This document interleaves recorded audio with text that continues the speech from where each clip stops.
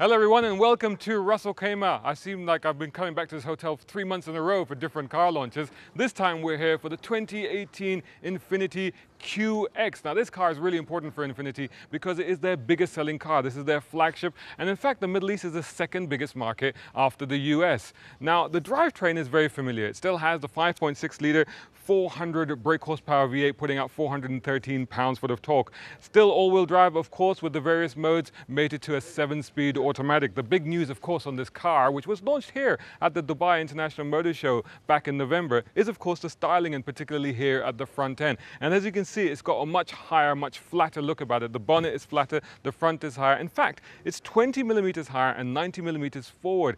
And the headlights, the LED headlights, which are taken, I think, from the Q50, are also sitting higher in the body.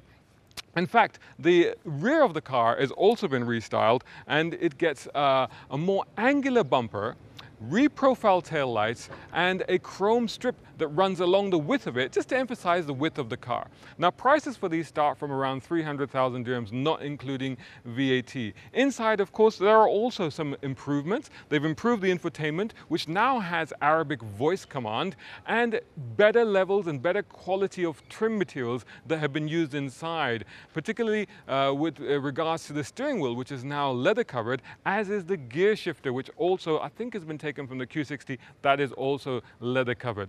I think let's have a look at the inside of the car.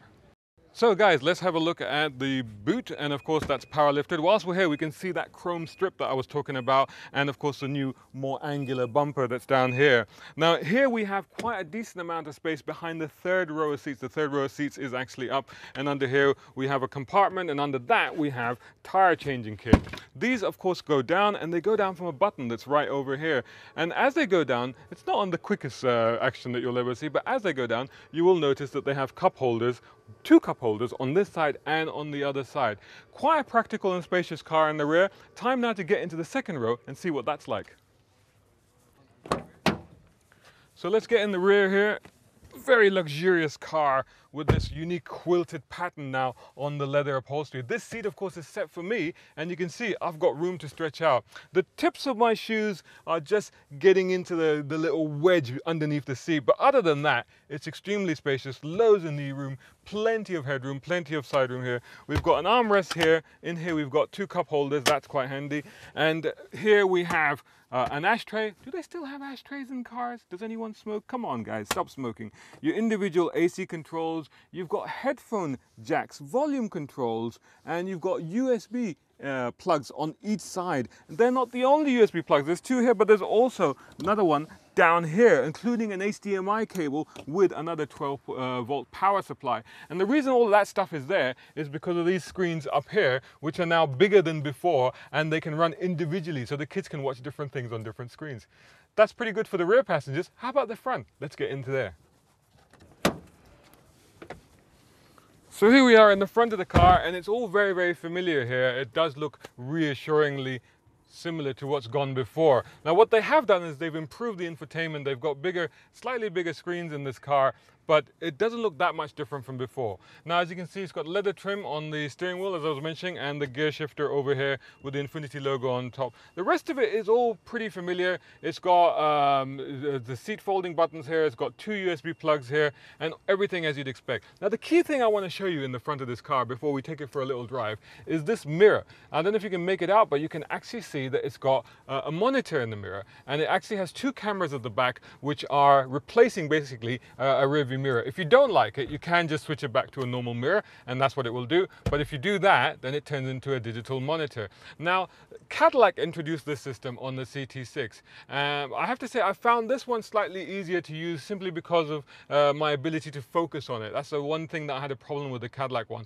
The advantage of this is that it gives a 48-degree wider angle compared to 19 to 20 degrees that you get with a normal mirror, and of course it cuts out the rear passengers so they don't get in the way. So quite a handy little thing, but it does of course have, if I just start the car up and put it into reverse, you'll see that it does in fact have a 360 camera as well. So let's take it for a little drive and see how that is. Right then, so let's take it for a little drive. To drive, to be honest, it's very familiar. If you've driven the old Infiniti QX80, you won't find this a lot different. And to a lot of people, that's quite a reassuring thing, because quite frankly, the old car drove well, rode well, and performed very well. So the new car drives well, rides very well, and once I get over this little speed bump here, and listen carefully. Whoa! Oh my word! You really do feel that 400 horsepower, I'll tell you that much. But it performs really well. Now, admittedly, it's a bit of a wallowy thing, so you tuck it around, it's like, oh, I'm on my door handles, I'll tell you that much. But it grips okay, But the ride is definitely configured for comfort, which actually is impressive considering that it's got 22-inch rims on the car. That's the liquid metal 22-inch rims, that alloy wheels that they talked about. Now the main thing, to be honest, there isn't a lot to say about the drive of this car, because like I said, if you've driven the old one, it feels exactly the same, which is to say that it is exactly as you'd expect it to be.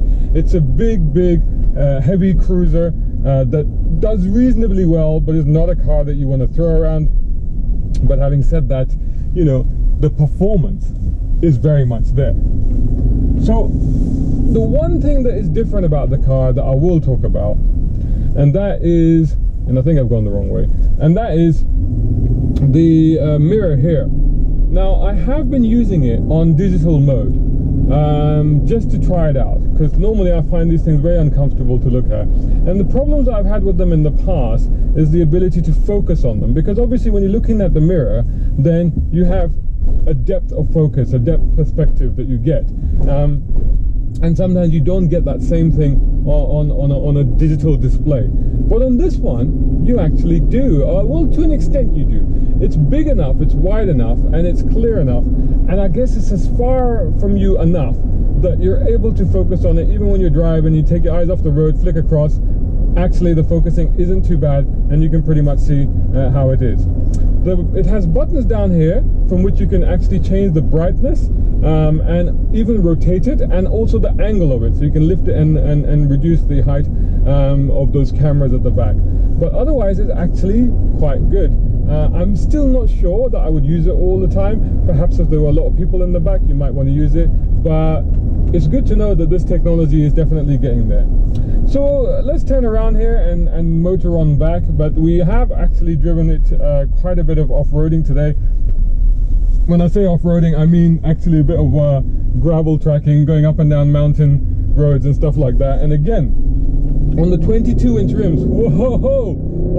Sounds good though, doesn't it? It's like when you go, yeah, VA, yeah, that's what I want. You know, even on the 22-inch rims, dealing with some quite jagged, rocky surfaces, it actually proved to be extremely comfortable and pretty effortless. At one point, we were climbing up a quite slippery gravel track with a broken rock on it at maybe 30-degree angle, and you know, they said put it into low. I didn't. I left it in automatic for the all-wheel drive, that is, and it was absolutely fine. It didn't struggle at all. I mean, it just had so much grunt. You know, it was just laughing, quite honestly.